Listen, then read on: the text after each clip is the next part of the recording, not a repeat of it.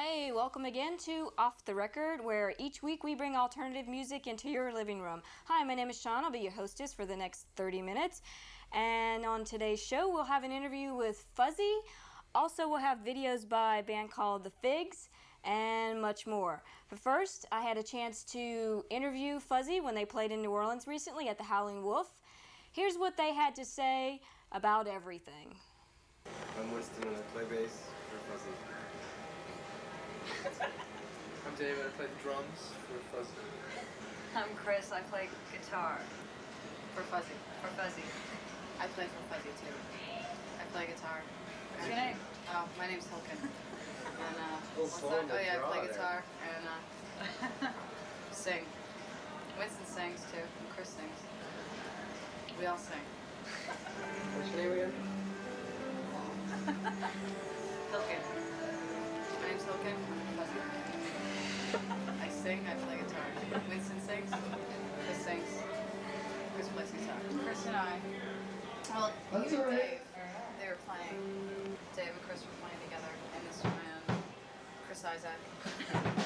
It's like Chris Isaac. They were doing it for like, I don't know, money and stuff. And Chris and I were working together.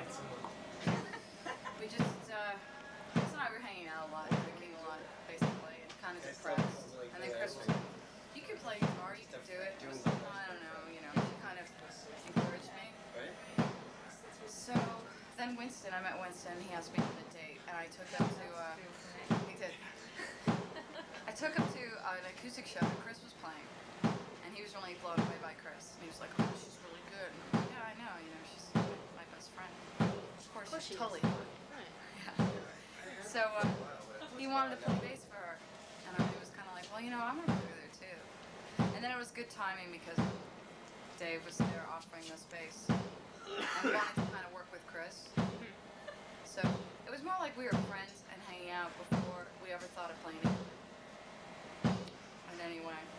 David was on tour with another band and they had this space with all equipment in it, and he knew that Hilken and I were trying to write songs, which we didn't feel like we were doing a very good job at that. So we didn't take advantage of the space for quite some time, but we finally did, and we brought Winston down and we just jammed on a few of Hilken's songs and a couple of mine, and it was too bizarre that it actually worked right away. We made a tape just for fun, and then Dave came back from tour.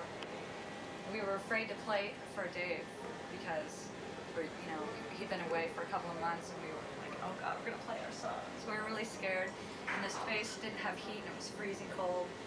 No drums set up, so Dave just stood there by the PA and listened to us. It was really scary, you know. We wanted you to like it. We didn't know if you were going to. Here are the songs we made up while you were gone. But he liked it, so.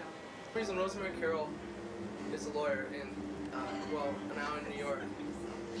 No, I mean, for some reason she got a cassette or a tape of or something. She knew about the band. We have this friend who's a lawyer named Deborah Benson, who was immensely helpful in getting everything. I clean her house. I clean this lady's house. In fact, we've all cleaned her house at one point or another. But I've Chris cleaned her was house the too, main yeah.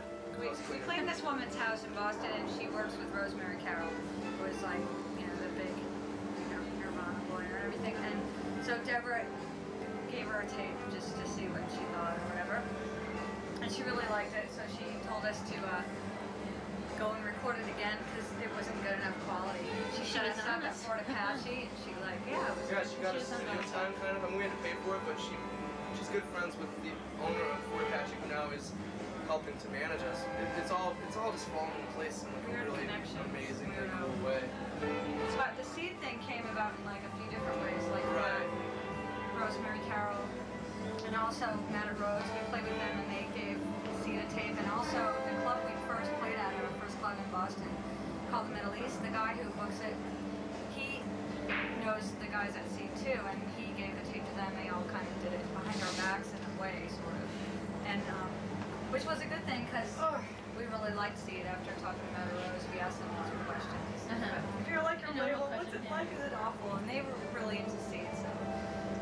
But then they were afraid because David was in the Living Heads, and they were afraid to sign us when they found that out, because they thought it would be scary and annoying and a bad thing to kind of mess with, like, the Living Heads. like a few months they said no, forget it. And then 2 months later they were listening to the tape again in the office and they just decided, oh, what the hell? Who cares about messing with those Lemonheads? You know, they call like the big guys at Atlantic and said, is it okay? What is the deal with David and the Lemonheads and stuff? And he said, well, as long as it doesn't interfere, we don't care. Which it doesn't. No, they said who? He spreads himself out for, you know, kind of between the two of us, which is really cool. It's worked out really well so far, considering he's usually always on tour, but we have him now. I toured for like 6 shows and I played twice a night. And I was really scared because I just missed these guys and was so sick of touring with those guys as much as I loved them that it would have been neat if we could have gotten that bill happening. And so they agreed to do it for a few shows, but the band, everyone was scared that I was going to get too tired because I get really tired on tour anyway. So we had to, it was kind of dancing very lightly. You were Every good. night. I couldn't drink until after I played with them, like, because that would have killed me to start drinking when they went on. It worked out all right. But it was never going to happen again after that, because I think Evan found out.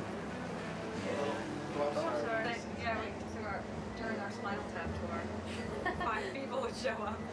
That was what we told you before with Swallow canceled. So we did everything on our own, and it was a lot of Spinal Tap shows. Yeah, it was but looking back on it, I can't believe that we did it. Yeah, because We were all everything has been across so. everywhere. You know, we were in Vancouver opening up for some R&B band. Why are we here? It was kind of weird, but I think it was a really good experience. Because that way, you know, you're on your own. When our first tour was with the Lemonheads, and it kind of felt like it wasn't about us. It was about, well, obviously we got on this gig as Dave, you know. This felt like it was on our own ability, and it just seemed like there was a lot of pressure, especially the first one with Red Cross and the Lemonheads. Dave was nervous because he had to do well with us and the Lemonheads, and we had to prove that we weren't going to screw him up for the Lemonheads.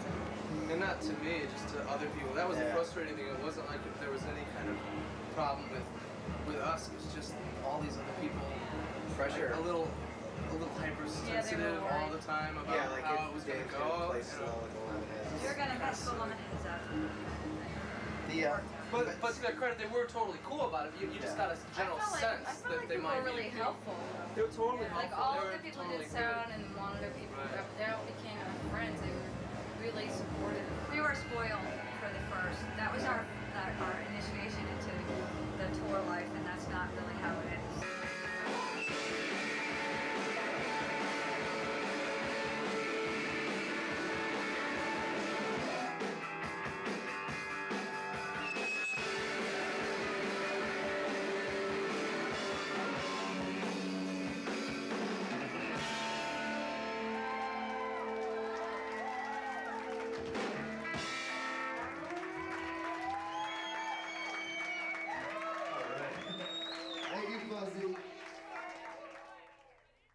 All right, that was an interview with Fuzzy, and they're an excellent band. You'll check out their self-titled debut album on Seed Records, which I think also is the record label for Ivy and a bunch of other really cool bands. Right now we'll have a video by a band called The Figs. They have an album out now on Imago Recording Company, and they're a little bit like that band Weezer. This is a video called Favorite Shirt, and you'll see why.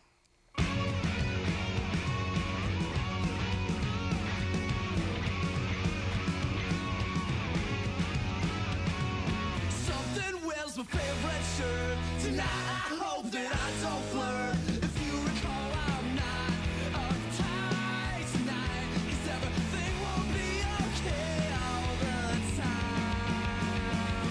Flush it down to feel so cool. You lay it out to play the fool. If I'm around, I won't be uptight tonight, 'cause everything won't be okay all the time, all the time. Once I had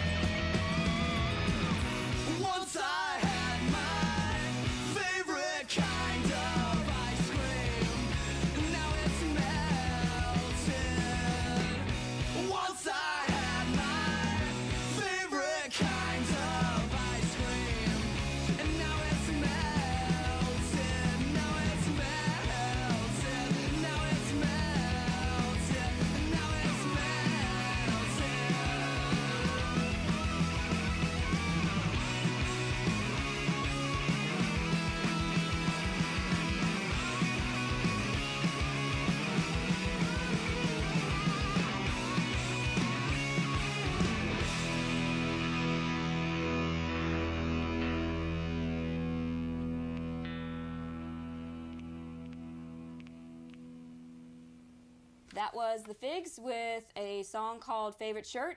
And if you didn't pick out the similarities to the band Weezer, I don't know. The CD is called Lo-Fi at Society High. It's on Imago Recording Company. And if you like that song, go check out the CD. We have another Imago recording artist. This is a new female singer. Her name is Paula Cole. This is her CD. It's called Harbinger. And it's her debut CD on Imago Recording Company. And here's a little excerpt from an interview she did with Imago Recording Company. Let's take a look at what she has to say about her career. I think this record represents my younger life. There are a lot of songs in there that reflect my childhood, growing up, being in a small town.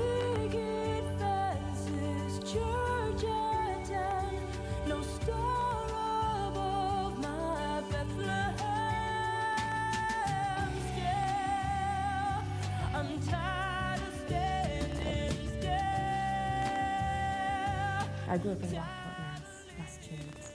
I lived there